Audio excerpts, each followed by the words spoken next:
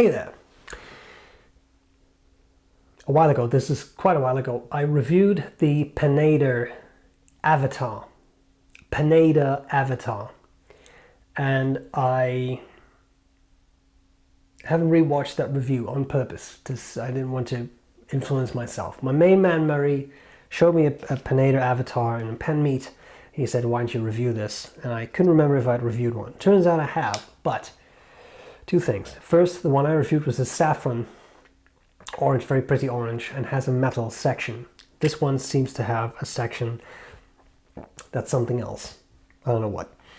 I thought it would be nice to kind of re-review it. It's a slightly different model, but it's also a fun model which has a flexing nib, their quill nib. People love flex, so I thought it would be nice to kind of have, not exactly a re-review, but come back to a model at a different stage in my life, see how I like it now. So that is what we're going to do next. I'm going to cover the parts of the pen. I'll do a writing sample, and I'll tell you what I like and what I don't like about it. Let's get started. Let's do this as awkwardly as possible.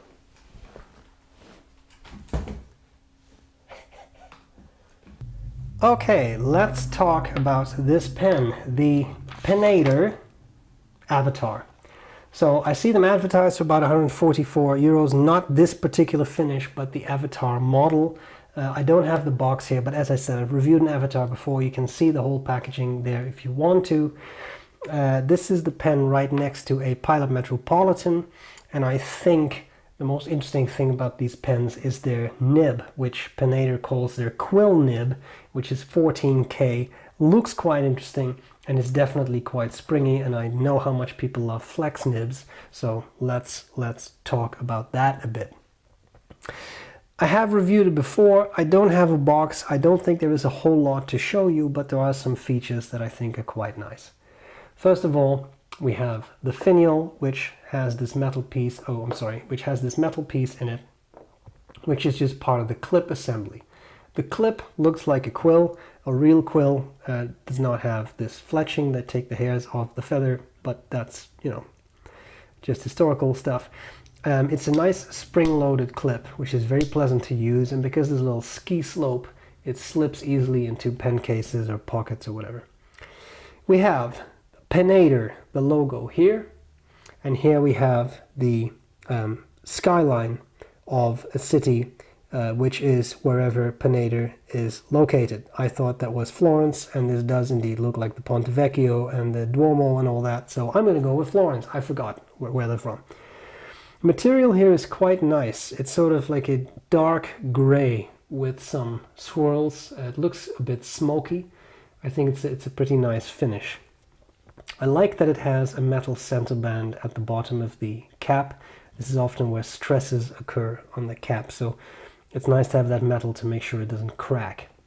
We have the barrel, which tapers down, ends in a slightly dome-shaped end cap.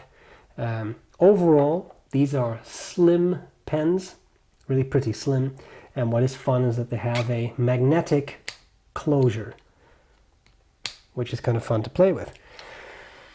We have a section which seems to be, I know it looks black, but it is the same material as the rest of the pen. You can tell at the bottom here where you see a bit more of those gray swirls. So I think it's nice. I first thought it was a different material, but it is actually the same.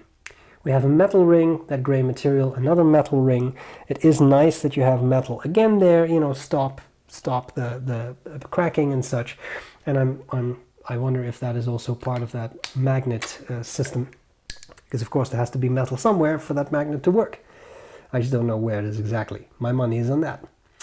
Okay, we have the interesting quill nib with the Pineider logo. It says quill nib, it says 14 KT for carat, and it says 585 for the gold content. And as you can see, fairly long, thin tines, but also these cutouts by the side, which give it more flexibility. We'll see this in the writing sample. Unscrewing the barrel, we see a cartridge converter labeled Pineider. I always like that. It's not necessary. You don't see the converter when the barrel is in place, but it just adds a little bit more panache or etc. to the converter. right? You elevate it a little bit from just a regular converter. Metal threads on the section, whatever this is, I'm assuming acrylic. Don't smell camphor, so I'm going to go with acrylic as opposed to celluloid. Acrylic, metal. Metal can wear out those threads over time. I wouldn't be too worried about it, just maybe don't unscrew this 100 times a day. Okay, pretty nice. Size, slim, fairly straight. There is some tapering, but I mean, not bulbous is what I'm trying to say. And if you really want to, you can actually post these pens fairly securely, and then you have something with a little bit more bulk near the end. It is quite comfortable, and I do like it. Pretty nice size. But what you really want to see is, of course, how it writes.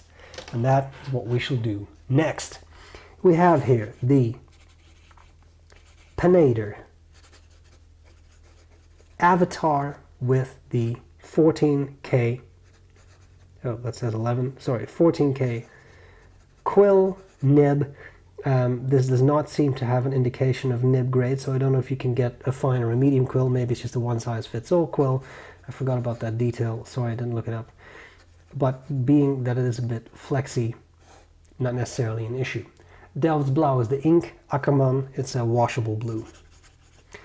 I'm writing here without any pressure.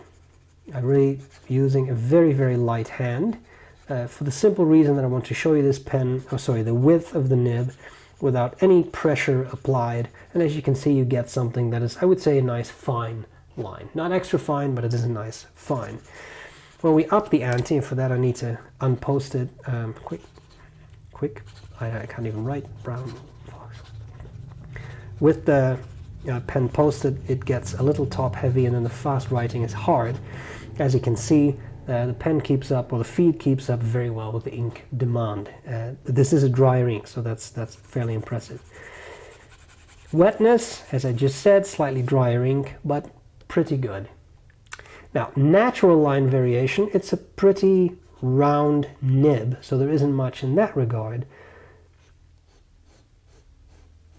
But with some pressure, it's not my pen, so I won't push it too hard, but as you can see, you can get quite a bit of line variation out. And that actually leads to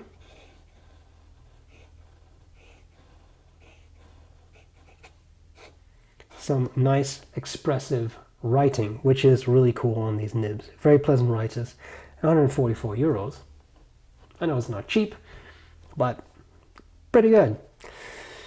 For those of you who enjoy such a thing, there is the reverse writing, which turns this nib into a finer nib, and it seems to be going. I feel a little bit more scratchiness, but not as bad as I felt in some other pens when you flip them over, and the ink flow seems to keep going pretty well. So if that's what you're in the market for, something that you can also make finer by flipping it over, this might be an interesting pen to try out. I will refrain from my usual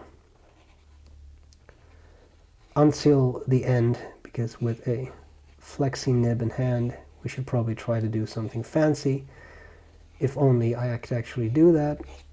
But anyway, the end. Let's talk about likes and dislikes for this pen. What do I like and what do I not like about this pen? Well, that was slightly sort of Germanic Kermit the Frog. There are some things that I really like.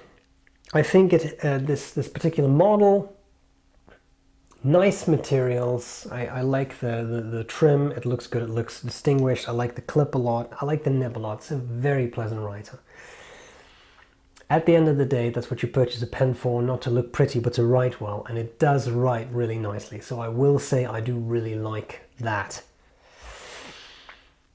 I like the trims, as I said. I like the clip. It's a very functional clip that I find very pragmatic. Materials are cool. Price 144 euros or so. I don't know if that's this particular finish, but that's what I see the avatars go for approximately. I think that's a reasonable price, given that you get a gold nib that also writes really nicely out of it. I think it's reasonable. I think it's reasonable. So that's quite nice. Any downsides?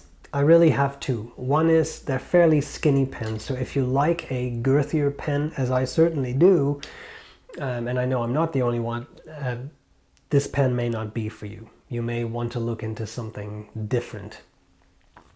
The second issue for me is maybe a little bit more objective than the girth issue, and that is the step down. There is quite a step down from the section to, sorry, from the barrel to the section. I guess from the section to the barrel as well.